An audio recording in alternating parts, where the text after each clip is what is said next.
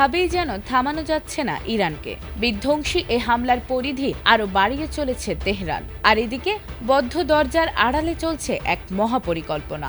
শান্তি নয়, সরাসরি রণহুঙ্কার। ট্রাম্পের কানে এখন কার মন্ত্রণা? তেহরানের আকাশে যখন মার্কিন মিসাইলের অগ্নিবৃষ্টি, তখন রিয়াদ থেকে ভেসে আসছে এক নিশ্চিত নির্দেশ: থামা চলবে না। ইতিহাস কি তবে সাক্ষী হতে যাচ্ছে ইরানের পতনের, নাকি এই খেলা উল্টে দেবে পুরো বিশ্বকে? তবে কি ঘুরতে চলেছে ইতিহাসের চাকা?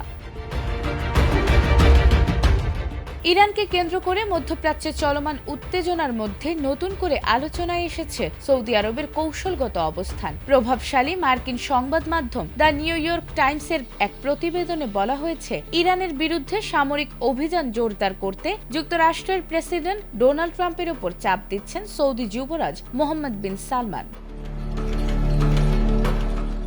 প্রতিবেদন অনুযায়ী গত এক সপ্তাহে ট্রাম্প ও সালমানের মধ্যে একাধিকবার ফোন আলাপ হয়েছে। এসব আলোচনায় সৌদি যুবরাজ ইরানের বর্তমান শাসন ব্যবস্থা অপসারণ না হওয়া পর্যন্ত সামরিক তৎপরতা চালিয়ে যাওয়ার আহ্বান জানিয়েছেন।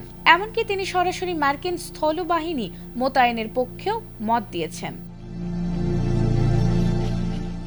সালমানের আশঙ্কা, ইরানের বর্তমান সরকার ক্ষমতায় থাকলে দীর্ঘমেয়াদে আঞ্চলিক নিরাপত্তা ঝুঁকির মুখে থাকবে। সংঘাত শেষ হলেও ইরান সৌদি আরবকে লক্ষ্য করে ক্ষেপণাস্ত্র ও ড্রোন হামলা চালাতে পারে এবং গুরুত্বপূর্ণ নৌপথে হুমকি সৃষ্টি করতে পারে বলেও তিনি মনে করেন।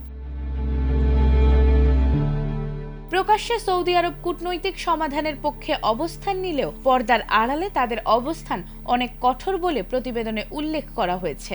বিশেষ করে ইরানের জ্বালানি অবকাঠামো লক্ষ্য করে হামলা চালিয়ে দেশটির সরকারকে দুর্বল করার পক্ষে রয়েছেন সালমান। মার্কিন কর্মকর্তাদের বরাতে প্রতিবেদনে আরও বলা হয়েছে, ইরানের জ্বালানি কেন্দ্রগুলোর নিয়ন্ত্রণ নেয়া এবং বর্তমান শাসন ব্যবস্থার পতন ঘটাতে সরাসরি সামরিক অভিযানকে কার্যকর কৌশল হিসেবে দেখছেন সৌদি যুবরাজ। বিশ্লেষকদের মতে এ ধরনের পদক্ষেপ বাস্তবায়িত হলে মধ্যপ্রাচ্যের সংঘাত আরও বিস্তৃত আকার নিতে পারে এবং বৈশ্বিক নিরাপত্তা পরিস্থিতিও জটিল হয়ে উঠতে পারে। নাজমুন নাহার জান্নাত, এটিএন বাংলা।